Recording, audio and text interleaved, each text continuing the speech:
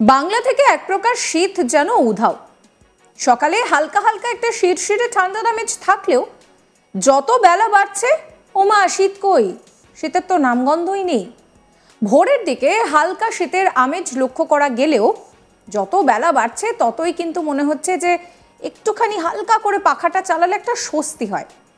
শহর কলকাতাতেও রাতে কিন্তু সেই একই গরম গরম একটা ভাব অনুভূত হচ্ছে।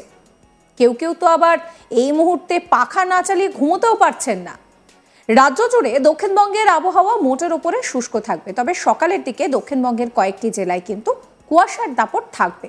তবে আমরা বেশ কয়েকদিন কুয়াশার যেরকম দাপট দেখেছিলাম, যে দৃশ্যমানতা প্রায় 200 মিটারের নিচে নেমে গিয়েছে, যানবাহনের গতি স্লথ, গাড়ি চালাতে সমস্যা হচ্ছে, ততটা কুয়াশার দাপট থাকবে না, কিন্তু তুল্যমূল্য বিচারে কুয়াশার দাপট বেশ কিছুটা থাকবে।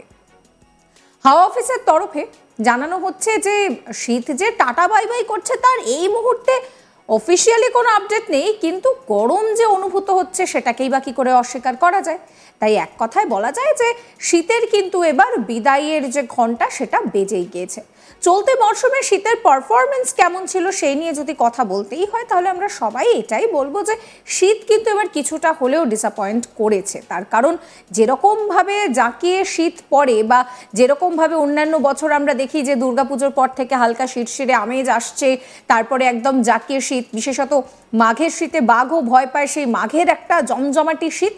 এবার কিন্তু সেই রকম শীতের দাপট দেখা যায়নি বললেই চলে। কখনো কখনো শীত এসেছে, জাঁকিয়ে শীত এসেছে, কিন্তু তার যে স্থায়িত্ব সেটা যে বিশাল একটা দীর্ঘ ছিল তা একেবারেই নয়। আর এই মুহূর্তে দাঁড়িয়ে তো শহর কলকাতায় রাতের বেলায় মোটামুটি আরাম করে ঘুমানোর জন্য এই পাখাটা এক স্পিডে রেখে চালিয়ে শুলেই মনে হচ্ছে যেন বেশ একটা শান্তি লাগছে, একটা আরাম লাগছে।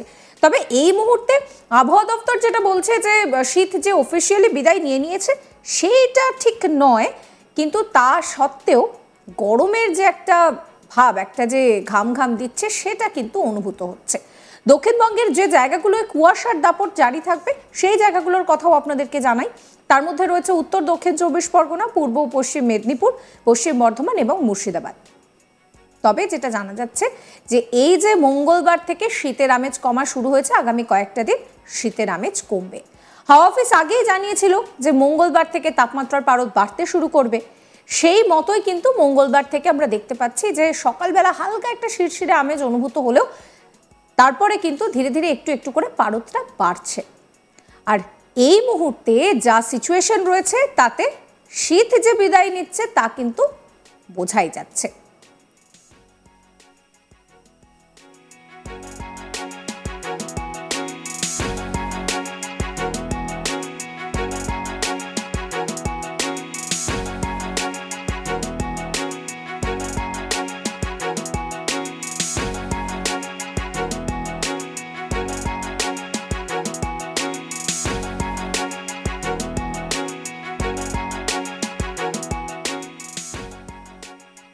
এই মুহূর্তে দাঁড়িয়ে হাওয়া অফিস বলছে যে 2-1 দিনের মধ্যে দক্ষিণবঙ্গে রাতের যে সর্বনিম্ন তাপমাত্রা সেটা কিন্তু 2 থেকে 4 ডিগ্রি সেলসিয়াস পর্যন্ত বেড়ে যাবে।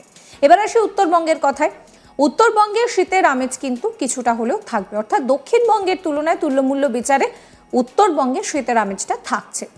একই সঙ্গে উত্তরবঙ্গে কিন্তু বৃষ্টির পূর্বাভাসও জারি করা হয়েছে। দার্জিলিং, কালিম্পং এই সমস্ত যে পার্বত্য এলাকা রয়েছে সেখানে বৃষ্টি হতে পারে।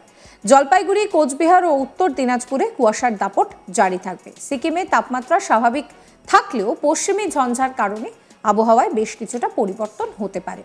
আগামী 3 দিন রাতের সর্বনিম্ন তাপমাত্রা একটু একটু করে বাড়বে। উত্তরবঙ্গের জেলাগুলির ক্ষেত্রেও রাতের তাপমাত্রা 2 থেকে 3 ডিগ্রি সেলসিয়াস পর্যন্ত বাড়তে পারে বলে জানাচ্ছে হাওয়া অফিস।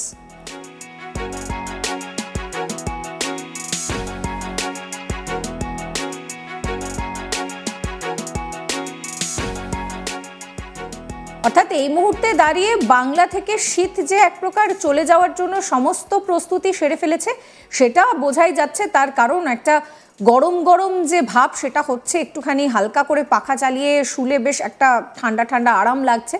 তো এখন কথা হচ্ছে যে শীতের কি তাহলে বিদায় ঘন্টা বেজে গেল? হাওয়া অফিস বলছে যে অফিসিয়ালি না হলেও 2-3 ডিগ্রি করে কিন্তু রাতের তাপমাত্রা বাড়তে শুরু করছে।